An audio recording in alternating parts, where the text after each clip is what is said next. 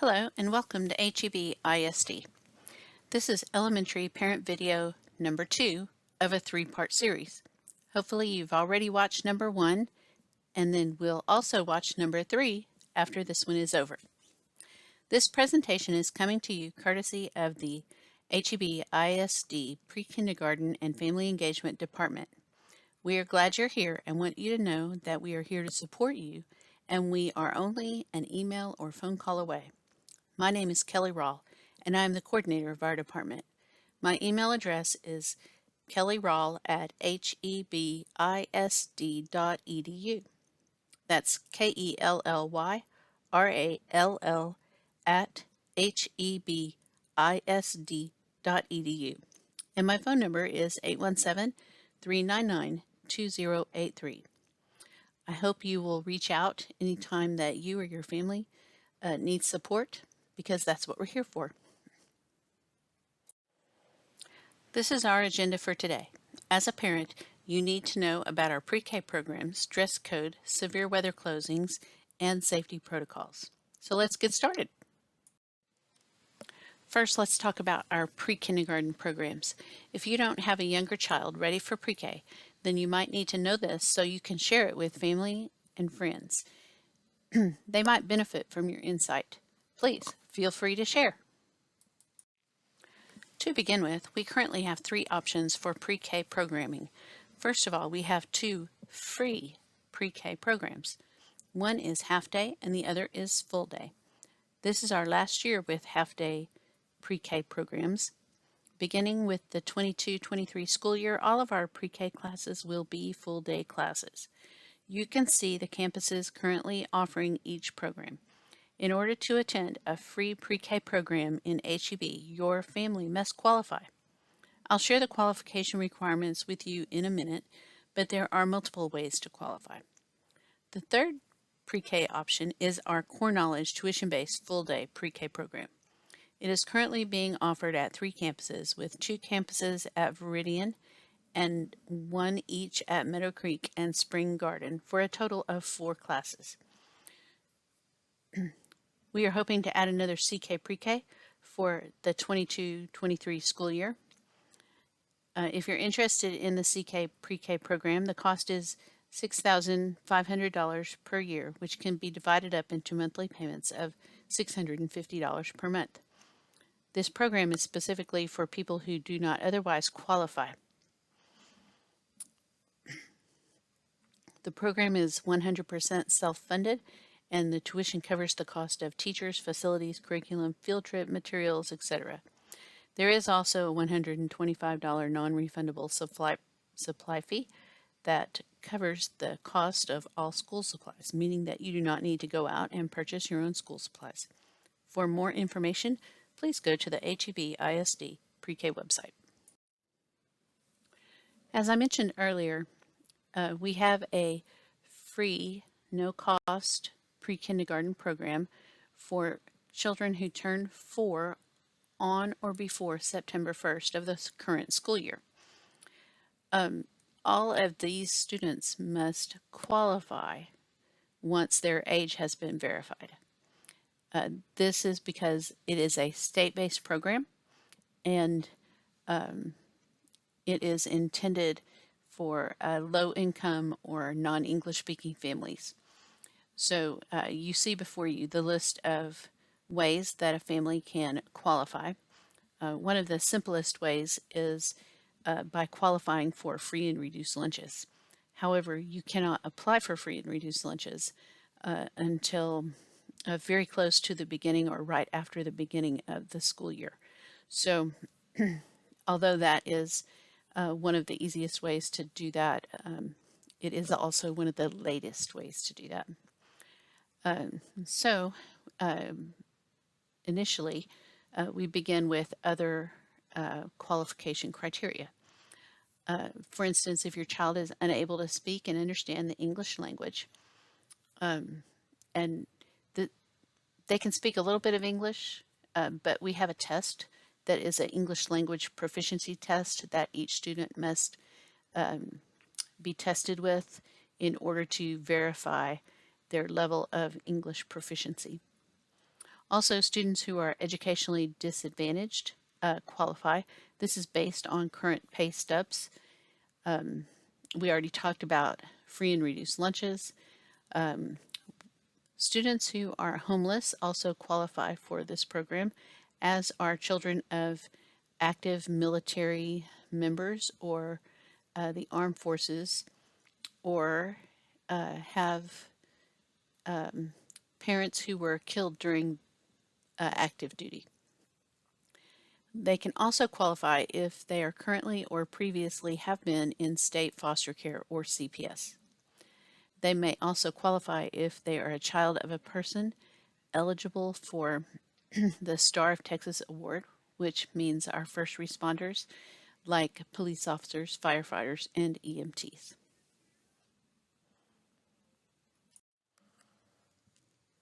Since we have several different pre-K options in HEB, then we have several different schedules for our students.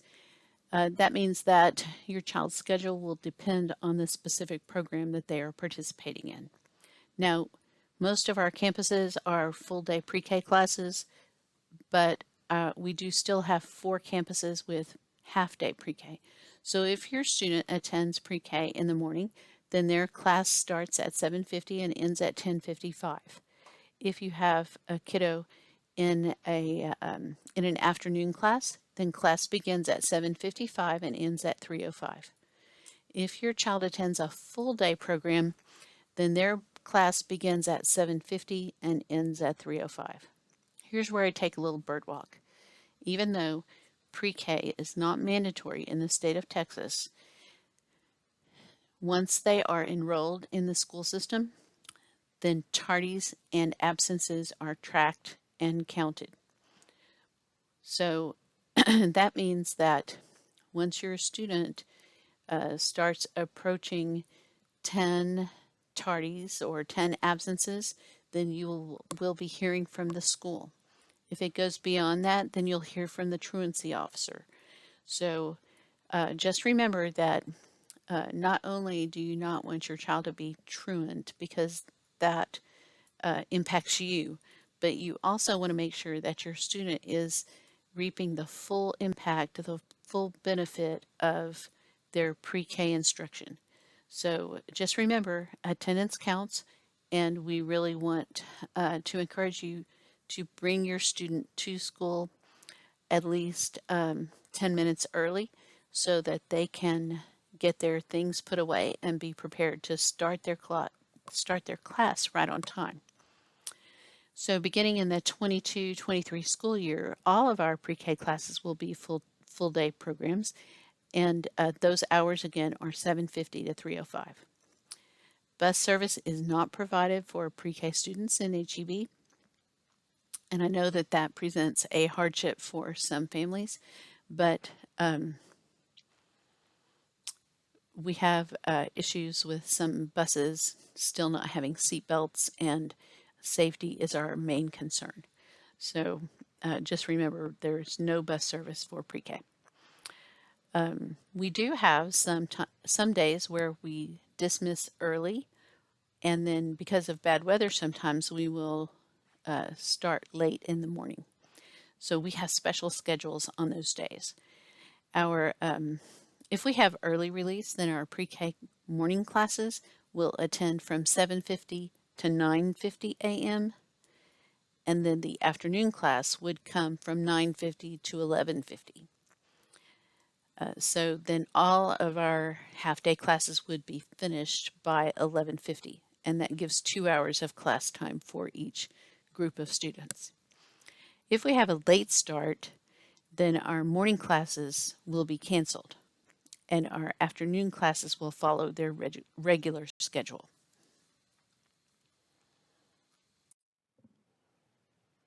When students go to school every day, their main job is to learn everything they can possibly learn each day. Believe it or not, what children wear to school every day can be a distractor to that learning. And it can be a distractor not only to your student, but to others around them. So let's talk about what that means. Elementary students do not wear uniforms for school or for PE class. According to the Student Code of Conduct, a student's dress at school or any school-related function shall adhere to the common practices of neatness, cleanliness, and appropriateness, and meet the standards of the educational environment in such a manner which will contribute to the academic atmosphere and not distract from it. The Code of Conduct also covers many specific examples of what HEB ISD deems inappropriate. Families may be called to bring extra clothes to school or to pick their child up from school if the student is not dressed appropriately for school. Students in need of assistance with clothing during the school year may contact the school nurse to schedule an appointment with the HEB ISD PTA Clothes Closet. We already said that elementary students do not wear uniforms for PE. They do wear their school clothes for PE, unless they are not appropriate. If their school clothes are not appropriate for PE, then students should bring additional clothes to change into for PE class. If the shoes a student wears to school are not appropriate for PE, then the student should bring additional shoes to change into for PE class. PE schedules vary from one school to the next, and students may not have PE every day. For more information about your child's PE schedule or what clothes or shoes are appropriate or not appropriate for PE, please contact your school or your classroom teacher. Sometimes we have very bad weather in North Texas and find it necessary to change the schedule or close the school for one or more days. If you were here last February, then you experienced this firsthand when Snowmageddon happened. Sometimes we will have a late start or an early dismissal, but let's talk more about that. In case of severe weather, the superintendent will decide if school should be delayed, dismissed early, or canceled altogether. If your phone number is on file in the office, you will receive an automated phone call letting you know about the change. Parents and students should visit the district's website, www.hebisd, for current and accurate weather-related postings. Alternatively, information will also be posted on the district's official Facebook page. They should also listen to local radio and television stations, including WBAP 820 AM, KRLD AM, KDFW Channel 4, KXAS Channel 5, WFAA Channel 8, and KTVT Channel 11. Parents are encouraged to subscribe to e-News, the district's email newsletter. Inclement weather makeup days are no longer scheduled in the school calendar as a result of updates to state law that provide more flexibility in school schedules. E-News by HEB ISD is received by more than 10,000 people every 2 weeks. Subscribers also receive a special email when there is major news or an unexpected school closing. You may always quickly and easily unsubscribe by clicking the Safe Unsubscribe link at the bottom of each email.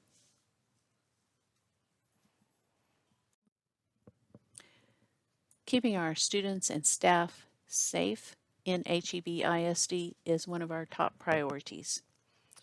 We use our Standard Response Protocol, also known as SRP, to make sure that our students and staff stay safe. If we all are following the directions, then we will all be heading towards safety, not toward the risk. So this part of our presentation is what parents need to know about school safety. In HEB ISD, we conduct training and drills to prepare our students and staff for various emergency situations. All staff, including auxiliary staff such as maintenance and transportation, complete a yearly training on safety protocols and expectations. Each campus has their own specific emergency operations plan, and students conduct drills according to the emergency situation in order to prepare to react should that situation occur. Presentations are also shown to each student before a drill takes place to inform and remind them of the purpose of the drill. they need to know, what they need to know, and what to do in specific situations that are outside of the normal school schedule for the day. One reason that it's actually very important that we use a standard response protocol is that when you're dealing with different organizations, entities, whether you're talking about our school district or our city fire and police departments from 3 different cities at that, that we all use the same vocabulary. So HEB ISD and the police and fire departments of the city of Hearst, Euless, and Bedford use the Standard Response Protocol, or SRP. This ensures that our staff, students, community, and collaborating agencies have a shared vocabulary so we can respond efficiently and effectively to an incident or at or near a school. You can learn more about the Standard Response Protocol from the I Love You Guys Foundation. All HEB ISD schools have response plans and resources in place for weather events, fire, accidents, intruders, and other threats to student safety. The plans are developed in line with up-to-date national best practices, are school-specific, and are made in collaboration with local fire and police departments. Students, teachers, staff, and administration practice emergency procedures multiple times throughout each school year. For more information, visit the HEB ISD Safety and Security webpage. Note: in rare and extreme conditions, such as tornado activity near the school, the principal may temporarily deem it unsafe to remove students from shelter. When this happens, students will be allowed to leave with parents once the danger has passed. When an emergency situation arises, we all need to be alert and follow directions. This poster reminds us exactly what to do in case of an emergency. We teach students this mantra: when you hear it, do it. We teach everyone how to react to these 5 specific emergency situations: lock out, lock down, evacuate, shelter, and hold. The first protocol we are going to talk about is shelter. In this particular picture, students are demonstrating what to do in case of a tornado or earthquake. They are sheltering up against a strong wall away from glass and are covering their heads to protect themselves from flying or falling debris. In anticipation of bad weather, teachers and students complete drills on each of the 5 actions of the standard response protocols. It is important to note that loud alarms will sound inside and outside of the building so that everyone can get to safety in time. These alarms might be frightening to children, so it would be a good idea to talk with your child once school gets started. The first protocol we are going to talk about is shelter. In this particular picture, students are demonstrating what to do in case of a tornado or earthquake. They are sheltering up against a strong wall away from glass and are covering their heads to protect themselves from flying or falling debris. In anticipation of bad weather, teachers and students complete drills on each of the 5 actions of the standard response protocol. It is important to note that loud alarms will sound inside and outside of the buildings so that everyone can get to safety in time. These alarms might be frightening to children. They are kind of like your alarm clock, only louder. Teachers do a great job of preparing students for the drills ahead of time, but it would be a good idea to talk with your child about the possibility of loud alarms once school gets started. The first emergency situation we're going to talk about is shelter. We use this strategy when there is a specific hazard, and the strategy that we use depends on the particular hazard that is happening. So if there is a tornado, then we evacuate to the designated shelter area. If there's a hazardous materials situation, then we seal the room.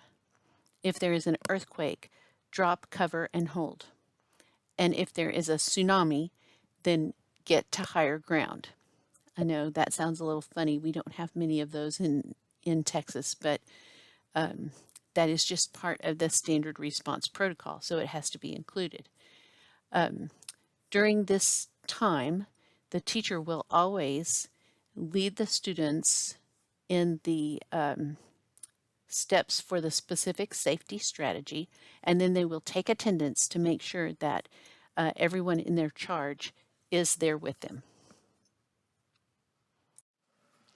A fire drill is a perfect example of when students might have to evacuate the building. A loud alarm will sound, indicating that everyone in the building must begin the evacuation process. Students should bring their phones but leave everything else behind and follow the teacher's instructions. Students should stay with their class and follow the teacher to the designated safe location. Students must remain quiet and stay in line. No one can go back into the building until the all clear is given by the fire department or school administrators. When there is a fire drill, the teacher will be the leader and will take the class to the evacuation location. They will also take attendance, and they will notify administrators if anyone is missing, if they have extra people with them, or if any of the students are injured. A lockout is needed if the threat is outside. In this situation, anyone who is outdoors must come inside. All of the outside doors must be locked, and no one else is allowed in. Once inside, business continues as usual. Teachers will take attendance once more, and they will keep an eye out for anything out of the ordinary. Now let's talk about lockdown. The purpose of a school lockdown drill is to protect the children and adults in the building from a potential emergency, such as the presence of a school shooter. If there is an inside threat, such as a school shooter, then a lockdown will be implemented. Simply put, the process is locks lights out of sight. This means that students move out of sight, stay silent, and no one opens the door for any reason. Teachers will immediately lock the classroom doors, turn out the lights, and then move out of sight themselves. Again, everyone stays silent, no one opens the door for any reason, and yes, the teacher will take attendance to be sure everyone is present and accounted for.